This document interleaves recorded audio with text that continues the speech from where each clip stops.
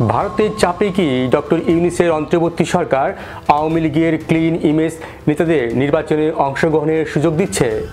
যখন জয় বাংলা জয় বঙ্গবন্ধু স্লোগান দিলে রাস্তায় মানুষ গ্রেপ্তার হয়, তখন কি ক্লিন ইমেজ নেতারা স্বতন্ত্র প্রার্থী হিসাবে নির্বাচনে দাঁড়াতে পারবেন, নাকি ভারতকে আশ্বস্ত করতেই ডক্টর ইউনূস সরকারের কূটনৈতিক নাটকের অংশ?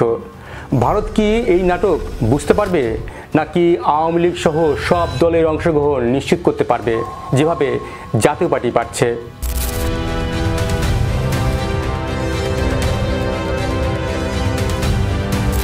দৈনিক মানবজমিন একটি বিস্ফোরক প্রতিবেদন প্রকাশ করেছে। প্রতিবেদনে বলা হয়েছে, নিষিদ্ধ হলেও আওয়ামী লীগের ক্লিন ইমেজ নেতারা স্বতন্ত্র হিসেবে নির্বাচনে অংশ নিতে পারবেন। যেখানে বলা হয়, দল নিষিদ্ধ হলেও ব্যক্তিগতভাবে ক্লিন থাকলে কেউ চাইলেই ভোটে দাঁড়াতে পারবেন। তাদের প্রার্থিতায় অন্তর্বর্তী সরকারের কোনো আপত্তি নেই। তবে যাদের বিরুদ্ধে মামলা আছে, মানবতা বিরোধী অপরাধের অভিযোগ আছে, অথবা সহিংসতায় জড়িত থাকার রিপোর্ট আছে, তাদের জন্য সেই সুযোগ থাকছে না। অর্থাৎ কেন এখন হঠাৎ করে নমনীয় হচ্ছে অন্তর্বর্তী সরকার? সবচেয়ে গুরুত্বপূর্ণ প্রশ্ন, এই ক্লিন ইমেজ নির্ধারণ করবে কে? চলুন যুক্তির জায়গায় আসি। আওয়ামী লীগের কার্যক্রম নিষিদ্ধ, তাদের কোনো অফিস, মিছিল, ব্যানার, স্লোগান সবই নিষিদ্ধ। কিন্তু সেই দলের নেতারা যদি স্বতন্ত্র নামে নির্বাচনে দাঁড়ান, তবে তারা কি আদৌ আলাদা থাকবেন? বাস্তবতা কি বলে? ভোটার জানে এই লোকটি আওয়ামী লীগের। রং বদলালেই কি চিন্তা বদলানো যায়? আসলে অন্তর্বর্তী সরকার দল নিষিদ্ধ, ব্যক্তি নয়, এই যুক্তি এখন ব্যবহার করতে যাচ্ছে।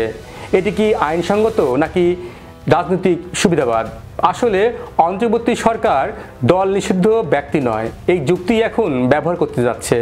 এটি কি আইনসম্মত যুক্তি নাকি রাজনৈতিক সুবিধাবাদ? আজকের বাংলাদেশের বাস্তবতা ভয়াবহ। কেউ যদি জয় বাংলা স্লোগান দেয়, কেউ যদি বলে বঙ্গবন্ধু, তাহলে তাকে গ্রেপ্তার করা হয়। তাকে বলা হচ্ছে রাষ্ট্রদ্রোহ, উস্কানিদাতা, ষড়যন্ত্রকারী। তাহলে প্রশ্ন উঠছে, একজন আওয়ামী লীগ নেতা নিজেকে স্বতন্ত্র বলে দাঁড়ালে সে কি নিজের পরিচয় লুকাবে? নাকি সে বলবে আমি আওয়ামী লীগ করিনি? নাকি বলবে আমি শুধু জনগণের প্রার্থী? এটা কি রাজনৈতিক ভণ্ডামি নয়? আওয়ামী লীগের হাজার হাজার নেতাকর্মীর বিরুদ্ধে মামলা আছে, এমনকি যাদের বিরুদ্ধে সরাসরি মামলা নেই, যে কোনো সময় অভিযোগ আনা সম্ভব। এখনও এমন পরিবেশ নয় যেখানে মুক্তভাবে প্রচার বা সমাবেশ করতে পারবে আওয়ামী লীগ। একটি নিষিদ্ধ দলের পরিচয়ধারী হলে স্বাভাবিকভাবেই চাপ, নজরদারি, ঝুঁকি থাকবে। তারা নির্বাচনে দাঁড়ালেও মনোনয়ন যাচাই বাছাইয়ের সময় ইসি, গোয়েন্দা রিপোর্ট সবকিছুই প্রভাব ফেলবে। অর্থাৎ বাস্তবতা হলো, ক্লিন ইমেজের আওয়ামী লীগ নেতাদের নির্বাচনে লড়াই করা প্রায় অসম্ভব। এখানে গুরুত্বপূর্ণ চরিত্রের নাম শেখ হাসিনা। তিনি এই ক্লিন ইমেজ ফর্মুলা মানতে নারাজ। তার বার্তা পরিষ্কার, লড়াই করে দলকে ফিরিয়ে আনা হবে, বিচ্ছিন্নভাবে নয়। এখানে তৈরি হয়েছে প্রধান সংকট, কারণ অন্তর্বর্তী সরকার চায় দল নয়, ব্যক্তিভিত্তিক অংশগ্রহণ। কিন্তু শেখ হাসিনা চান সম্পূর্ণ দলীয় স্বার্থে প্রত্যাবর্তন। এটা শুধু রাজনৈতিক দ্বন্দ্ব নয়, এটা ভবিষ্যৎ ক্ষমতার কাঠামো নিয়ে লড়াই। দিল্লি চাইলে কি শেখ হাসিনা রাজি হবেন? এই প্রশ্নটাই পুরো খেলাটা বদলে দিয়েছে। শেখ হাসিনা জানেন, স্বতন্ত্র মানে দলের মেরুদণ্ড ভেঙে ফেলা, নেতৃত্বকে দুর্বল করা, সংগঠনকে ছিন্ন ভিন্ন করা। তাই তিনি চান একসাথে ফিরতে। কিন্তু সময় তার পক্ষে নেই, আইন তার পক্ষে নয়, ভূ রাজনীতি কি তার পক্ষে? সেটাই এখন প্রশ্ন। এখন আসি সবচেয়ে স্পর্শকাতর প্রশ্নে, ভারত কি চায়? ভারত প্রকাশ্যে বলে সব দলের অংশগ্রহণে নির্বাচন হোক, কিন্তু বাস্তবে ভারত কি চায়? ভারতের জন্য বাংলাদেশের গুরুত্বপূর্ণ হলো ট্রানজিট, উত্তর পূর্ব রাজ্যের নিরাপত্তা, চীনের প্রভাব আর সীমান্ত রাজনীতি। ভারতের কাছে আওয়ামী লীগ মানে পরীক্ষিত সহযোগী। তাহলে প্রশ্ন উঠছে, ভারত কি ইউনূস সরকারকে চাপ দিচ্ছে যেন ক্লিন ইমেজ আওয়ামী লীগ নেতারা মাঠে নামতে পারেন? নাকি এটা ইউনূস সরকারের নিজের কৌশল, যাতে নির্বাচনকে অংশগ্রহণমূলক দেখানো যায়? এই সমীকরণে শুধু ভারত নেই, যুক্তরাষ্ট্র, ইউরোপীয় ইউনিয়ন তারাও বার্তা দিচ্ছে।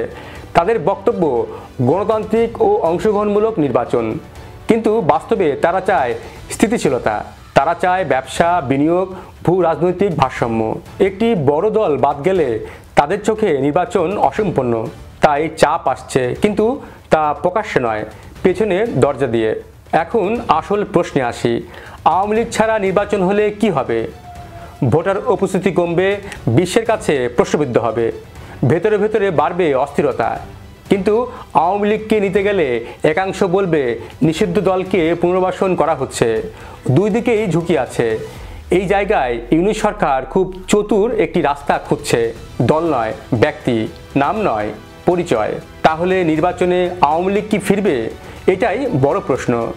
সরাসরি উত্তর হ্যাঁ, বড় সম্ভাবনা আছে। অনেকে ভাবছেন এটা অবান্তর যুক্তি। আপনার কাছে অবান্তর মনে হতে পারে, কিন্তু 1 বছর আগে জাতীয় পার্টির দিকে তাকান। তখন কি আপনি ভেবেছিলেন জাতীয় পার্টি নির্বাচনে অংশ নিতে পারবে কিংবা জোট করবে? কিন্তু এখন বাস্তবতা হলো জাতীয় পার্টি নির্বাচনে অংশ নিচ্ছে, আবার জোটও করছে। আওয়ামী লীগ যেভাবে ফিরতে পারে সেটা নির্ভর করছে দুটি শক্তির উপর। প্রথমত, ভারতের চূড়ান্ত অবস্থান। নির্বাচনে 30 থেকে 60 দিন আগে ভারত সাধারণত স্পষ্ট বার্তা দেয়, সেগুলো এখনও আসেনি। ভারতের সেই বার্তা আসা পর্যন্ত অপেক্ষা করতেই হবে। দ্বিতীয়ত, অন্তর্বর্তী সরকারের আন্তর্জাতিক বৈধতার সংকট। ওয়াশিংটন, দিল্লি, রাশিয়া, ইউরোপীয় ইউনিয়ন কেউ অন্তর্বর্তী সরকারের উপর এখনও পুরোপুরি সন্তুষ্ট নয়। তারা বলছে সবার অংশগ্রহণে নিরপেক্ষ নির্বাচন। এই চাপ সামলাতে না পেরে অন্তর্বর্তী সরকার জাতীয় পার্টির মতো আওয়ামী লীগকেও নির্বাচনে অংশগ্রহণ করার সুযোগ দিতেও পারে। একটা কথা পরিষ্কার, এই নির্বাচন শুধু ভোটের লড়াই নয়, এটা ভবিষ্যৎ রাষ্ট্র ব্যবস্থার লড়াই। আর এই লড়াইয়ের ফলাফল পরবর্তী 10 বছর বাংলাদেশের রাজনীতির মানচিত্র নির্ধারণ করবে। আপনি কি মনে করেন, আওয়ামী লীগ ছাড়া নির্বাচন কি সম্ভব, নাকি শেষ মুহূর্তে সব কিছু বদলে যাবে? জানান আপনার মতামত। ভিডিওটি শেয়ার করুন, লাইক দিন, সম্ভব হলে আমাদের চ্যানেলটি সাবস্ক্রাইব করুন। আর এতক্ষণ আমাদের সঙ্গে থাকার জন্য ধন্যবাদ।